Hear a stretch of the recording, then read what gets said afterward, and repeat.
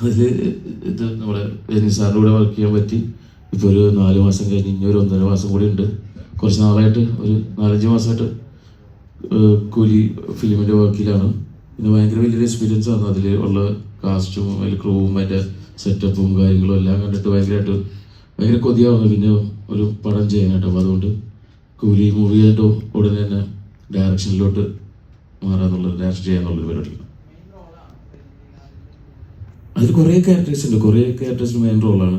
അതിപ്പോൾ ഒന്നും പുറത്തു വരാൻ പറ്റാത്ത ഒരു സിറ്റുവേഷനിലേക്കാണ്. ആരാ പറഞ്ഞ? എന്നോട് പറഞ്ഞ എനിക്കറിയില്ല. കുറേ ലേയേഴ്സ് ഉണ്ട്, കുറേ ക്യാരക്ടേഴ്സ് ഉണ്ട്, കുറേ കാര്യങ്ങളുണ്ട്. കാരണം ഞാൻ തന്നെ കുറേ കഥ പറയുമ്പോൾ തന്നെ നമ്മളടുത്ത് ഓരോരോ സീക്വൻസ് പറയുമ്പോൾ തന്നെ പല ചേഞ്ച് ചെയ്ത് പല സ്ഥലങ്ങളിൽ ഇങ്ങനെ സ്ക്രിപ്റ്റിങ്ങിനും മാറി ഭയങ്കര രസമായിട്ടാണ് പോയിക്കൊണ്ടിരുന്നത്. അപ്പോൾ തന്നെ എന്താ പറയുക, വേറെ രീതിയിലുള്ള ലോകേഷ് കനകരാജിൻ്റെ വേറെ രീതിയിലുള്ള മൂവിയാണ്. ഭയങ്കര ഇൻട്രസ്റ്റിംഗ് ആയിട്ടുള്ള രജനി സാറിൻ്റെ കാലൊക്കെ പെർഫോമൻസാണ്. എല്ലാവരും അടിപൊളിയായിരിക്കും.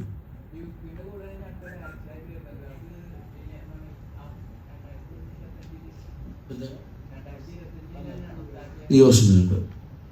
അതിനെ പറഞ്ഞു കൂലി മൂവി കഴിഞ്ഞിട്ടുള്ള ബാക്കി പരിപാടി ഡയറക്ഷനിലോട്ട് കയറി പറയാം. സമയമുണ്ട്, എന്തോരം കിടക്കണം. ദുൽഖർ മൂവി തന്നെയാണ് അടുത്ത്.